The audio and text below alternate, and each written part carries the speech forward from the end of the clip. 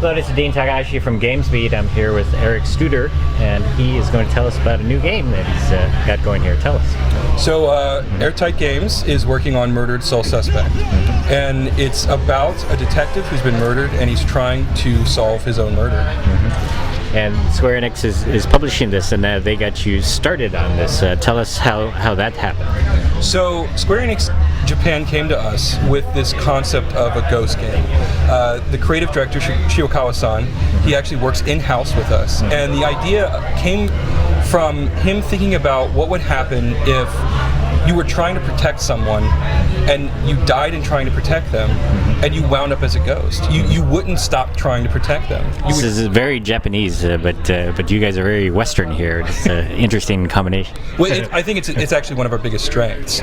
Story in Murdered is one of the core pillars. We have a really compelling, really interesting story, and working with Shiokawa-san on his original idea, and then bringing sort of Airtight's flair for the game to it, I think it's creating an amazing product. It's almost movie-like in some sense. You had some inspiration from the movies as well, I guess. And how is it like sort of putting this into execution as a game, I guess? Well, bringing the story into sort of the game world, I think think that's what you're asking. It's finding the balance between the actual investigation portion of it and the story portion of it. The investigation portion of the game really allows us to guide the player and help him understand and learn things about what he's investigating, what the dusk is, who killed him, where he's going to next, how he can catch up to him, right? The detective sort of theme, the detective gameplay, really gives us the opportunity to build a really compelling, interesting story. You don't know who killed you. You don't know where he's gone to, and you're trying to finish this unfinished business of yours, because unless you can bring him to justice, you can't move on. So it seems like a ghost has unfair investigative abilities, right? It almost seems like it might be too easy to solve a mystery with when you're a ghost. I mean, you can. It's a double-edged sword, honestly. You do have the ability to possess living beings and see through their eyes and hear through their ears, but you can't really directly interact with the living world, and it's a surprisingly limited thing. Because if you think about investigations, there's a lot of interacting with the clues and manipulating the clues. You can't take a blood sample, right? You can't turn a bullet casing around in your fingertips, right? So while you have these incredible powers, you're also limited because you exist in this other realm, and it's trying to use your limitations and your advantages to think laterally, think outside of the box to solve the crimes. And you're breaking a lot of rules here, like you're walking through walls. I mean, like what you're not allowed to do that in video games, right? Yeah. We do have a feature where you can pass through pretty much any internal wall in the game, and it's really critical not only for the standpoint of exploration, but also for investigation and for combat. You use it to get to places that you wouldn't have access to otherwise. You use it to get an advantage on these enemies, to get behind them when they least expect it. Yeah, it's a really interesting component, and it changes the way you think about level design. It changes the way you think about how you move through the levels as a player.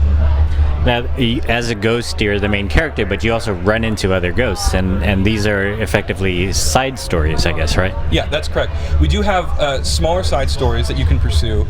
Obviously, Ronan is a detective, and he sort of has this implicit need to help people.